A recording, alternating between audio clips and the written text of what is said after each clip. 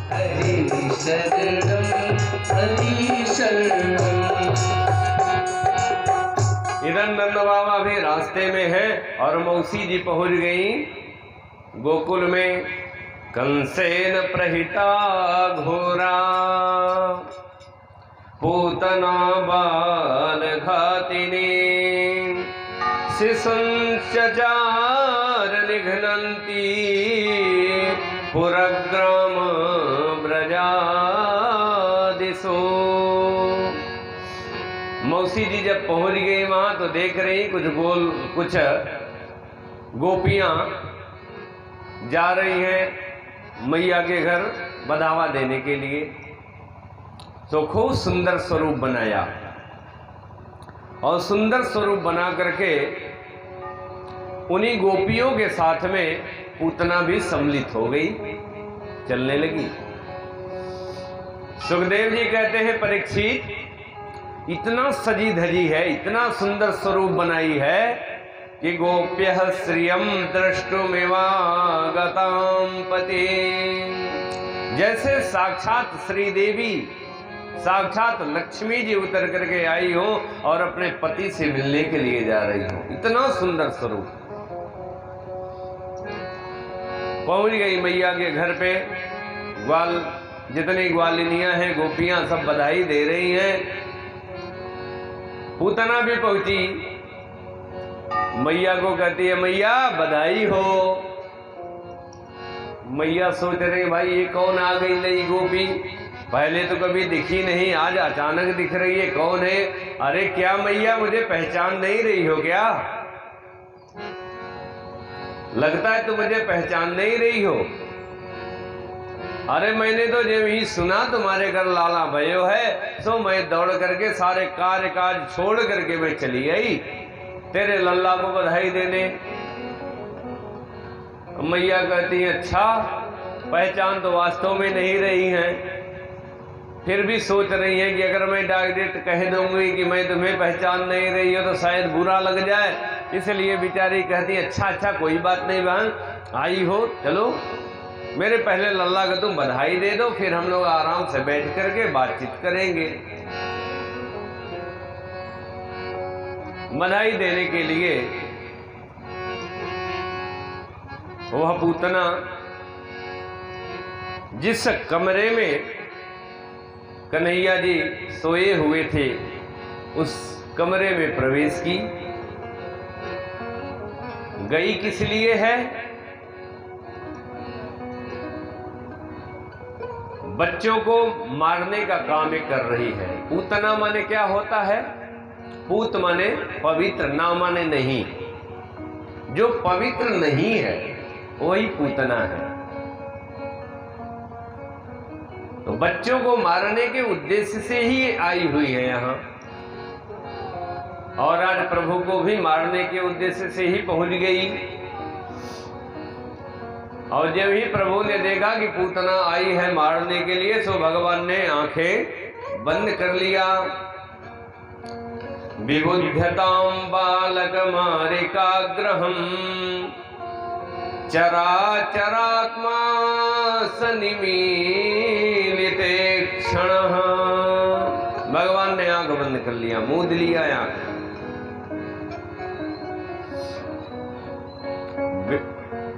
अनेक विद्वानों ने अपने अपने मत दिए कि भाई भगवान ने आंख क्यों बंद कर लिया। किसी विद्वान ने कहा कि भगवान आए हैं दुष्टों का संहार करने के लिए, राक्षसों का वध करने के लिए, और भगवान अभी बाहर निकले नहीं, पूतना मौसी पहले ही आ गई। तो भगवान भी सोचने लगे कि कोई शुभ कार्य जब किया जाता है तो पहले तो भाई मंगलाचरण किया जाता है ना। तो पूतना का वध करना है, इसलिए भगवान आंख बंद करके मानो मंगलाचरण करने लगे। तो रामायुग में भी पहले ही एक स्त्री का ही वध करना पड़ा, और कृष्ण अवतार में जब प्रभु आए हैं तो पहले स्त्री का ही वध करना पड़ रहा है, तो इसलिए भगवान आंखें बंद करके मंगलाचरण करने लगे।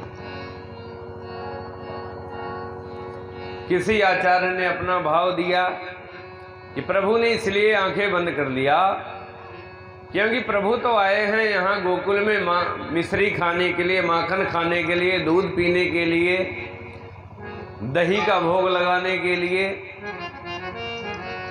लेकिन यहाँ दूध दही मक्खन अभी मुंह में गया नहीं और पूतना मौसी आ गई जहर पिलाने के लिए। तो कन्हैया जी सोचने लगे, भाई जहर पीना तो मेरा स्वभाव नहीं है और ना ही मेरा अभ्यास है, तो जहर पीने वाला कौन है? तो बाबा भोलेनाथ हैं। तो आंख बंद करके बाबा भोलेनाथ का ध्यान करने लगे। किसी ने कहा कि नहीं, प्रभु ने इसलिए आंखें बंद कर लिया क्योंकि प्रभु के एक आंख में सूर्य बसते हैं, एक आंख में चंद्रमा बसते हैं। तो सूर्य और चंद्रमा आपस में दोनों विचार करने लगे कि प्रभु जिसको भी मारते हैं तो कोई न कोई लोग प्रदान कर देते हैं, और कोई न कोई लोग जब प्रदान करेंगे तो हो न हो हमारे ही लोग में भेज दे। तो ये तो पापिनी है, बालघनी है, ये हमारे प्रभु को जहर पिलाने आई है, जहर पिला के मारना चाहती है, इसलिए भगवान को जहां भेजना हो वहां भेजे, हमारे लोक में न भेजे। इसलिए सूर्य और चंद्रमा दोनों ने अपने अपने फाटक बंद कर दिए। किसी ने कहा कि प्रभु ने इसलिए आंखें बंद कर लिया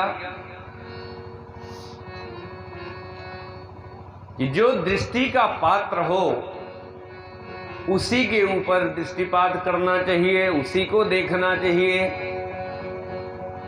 और जो दृष्टि का पात्र नहीं है उसको भूल करके भी नहीं देखना चाहिए। तो ये दुष्ट स्वभाव की है। तो इसलिए प्रभु ने आंखें बंद कर लिया कि ये दृष्टि के योग्य नहीं है, इसलिए प्रभु ने आंखें बंद कर लिया। बात कुछ भी हो, विद्वानों के अपने अपने भाव हैं।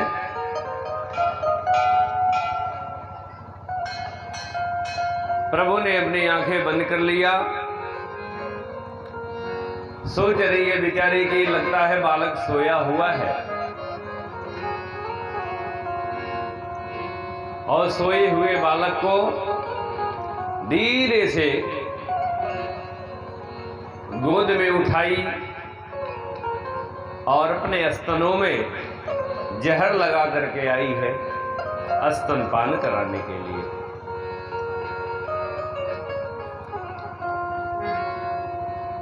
जब कन्हैया को गोद में ली, स्तनपान कराना प्रारंभ की, तो प्रभु ने पहले तो उसके विष को पिया, फिर दूध पीना शुरू किया, और दूध भी जब पी गए तो फिर उसके प्राणों को पीना शुरू कर दिया।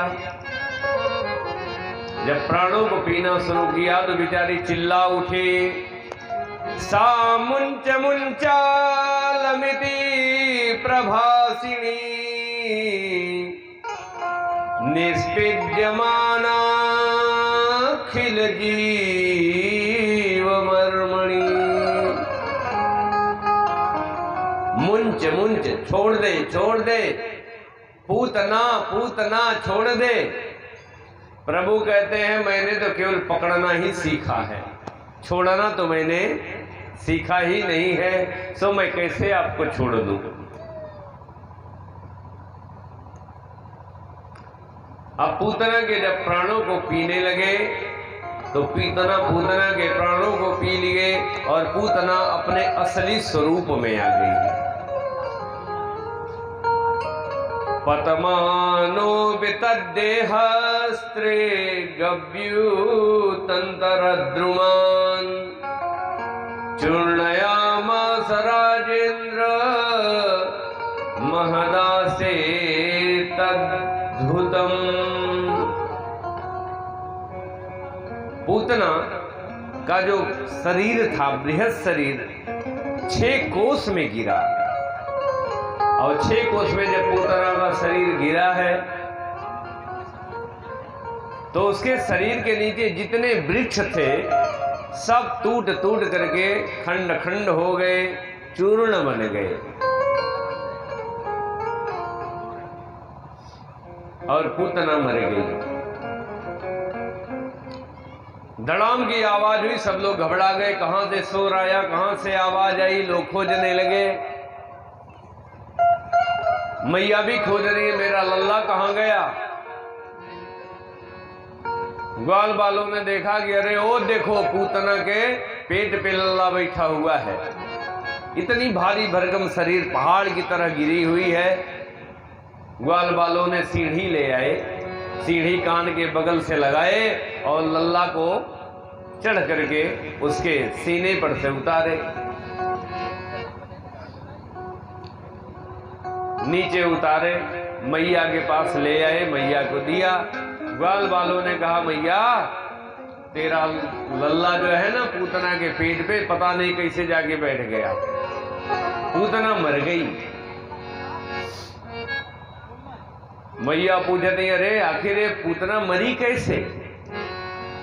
एक ग्वाला कहता मैया मुझे पता है, लल्ला को लेकर के भागी होगी और ठोकर लगी हुई धड़ाम से गिरी होगी, मर गई होगी। दूसरा ग्वाला कहता अरे बेवकूफ, अगर ठोकर लगने से गिरती तो मुंह के बगल गिरती ना, ये तो पीठ के बगल गिरी है। चलो जैसे भी हुआ पूतना मर तो गई। मैया घर पे लाती हैं, घर पे ला करके गौमूत्र से स्नान करवाती हैं शुद्धि के लिए, गोबर लगाती हैं, खूब शुद्धता पूर्वक उनको करके फिर गौ माता के पूंछ से उनको झाड़ा लगाती हैं, झाड़ती हैं। इंद्रियाणि ऋषिकेशः प्राणान् नारायणो वतो श्वेतदीपपतिश्चित्तं मनोयोगेश्वरो वतो। हे ऋषिकेश भगवान हमारे लाला की इंद्रियों की रक्षा करें, इसके प्राणों की रक्षा करें, इसके चित्त की रक्षा करें। कन्हैया भी मन ही मन मुस्कुरा रहे हैं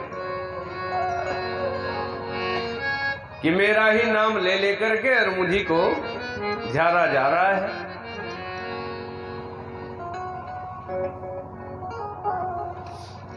थोड़ी ही देर में नंद बाबा आ गए। नंद बाबा को जब ग्वाल बाल लेके दौड़ करके पास में करे, बाबा बहुत गजब हो गया, अरे पूतना लल्ला को लेकर के भाग रही थी, न जाने कैसे मर गई। अच्छा ये बात है। नंद बाबा कहते हैं कि भैया मुझे तो पता चल गया था पहले ही कि कुछ अनहोनी होने वाली है। बोले कैसे पता चल गया। अरे मेरा मित्र जो वसुदेव है ना, मैं समझ गया पक्का ज्योतिषी है, उसने मुझे बताया और मैं जल्दी से चला आया। और जब मैं चला तभी तो माला जपना शुरू कर दिया। और हमारे माला के जप का प्रताप है कि ये पूतना मर गई।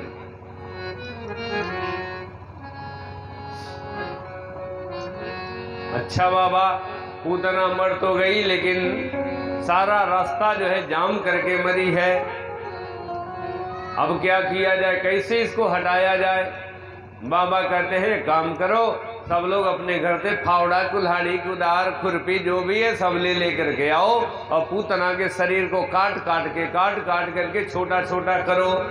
जितने पेड़ सब गिर गए हैं उन पेड़ों की टहनियों को, लकड़ियों को इकट्ठा करो और इसकी चिता जला दो। लकड़ियों को इकट्ठा किया गया, उसमें आग लगाई गई और पूतना के शरीर को काट काट करके उसकी चिता लगा दी गई। और जब पूतना का शरीर जलना शुरू हुआ तो पूरे गोकुल में सुगंध ही सुगंध फैल गई। सुगंध पूरा फैल गया। परीक्षित जी ने कहा बाबा पूतना तो दुष्ट स्वभाव की थी, मारने के लिए आई थी, इतना सुगंध कैसे फैला। बोले भाई जो प्रभु का नाम लेकर के मरता है वो भी मुक्त हो जाता है। और पूतना तो अपना स्तनपान प्रभु को कराई और प्रभु ने सोचा कि कौन सी गति इसको दे। तो सोचने लगे कि प्रभु है तो ये जैसी भी है लेकिन माँ जैसा ही कार्य कर रही है, इसलिए माँ के लोक की गति प्रदान कर दिए। जो गति देवकी को दिए, जो वसुदेव को जो जिस लोक का अधिकारी बनाए, वही अधिकार पूतना को भी दे दिया। तो पूतना भले ही है, पूतना लोक बालघने राक्षसे रुधिरासना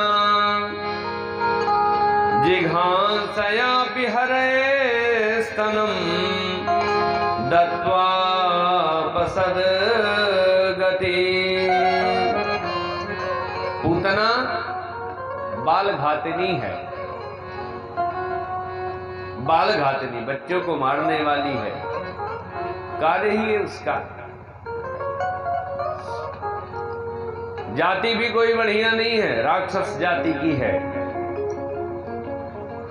खान पान भी बढ़िया नहीं है, रुधिरासना मांसाहारी है और कार्य भी मारने का ही कर रही है। प्रभु को भी मारने के लिए ही आई है, प्रभु के यहां भक्ति करने नहीं आई। फिर भी प्रभु ने उसको उत्तम लोक प्रदान कर दिया, सद्गति प्रदान कर दिया। प्रभु कैसे करुणावतार हैं, सारे अवगुणों को भूल गए, केवल एक गुण मिल गया, उसी पे रीझ गए प्रभु और सद्गति प्रदान कर दिए। प्रभु का स्वभाव ही है ऐसा। न जाने कौन से गुण पर दया निधि रीझ जाते हैं, न जाने कौन से गुण पर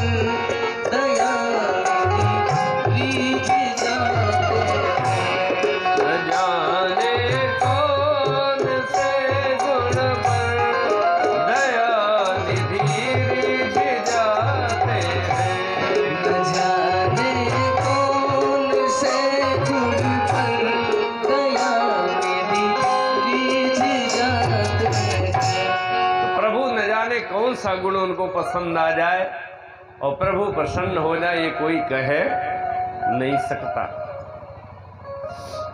सुखदेव जी कहते हैं कि पूतना का मोक्ष हुआ। यही तदपूतना मोक्षम कृष्णस्यार्भगमाद्भुतम शृणुया श्रद्धया मर्त्यो गोविंदे लभते रतिम। सुखदेव जी कहते हैं इस प्रकार से जो यह पूतना मोक्ष की कथा को श्रद्धा भाव पूर्वक श्रवण करता है, जो भी सुनता है, उसकी प्रभु गोविंद के चरणों में रति हो जाती है।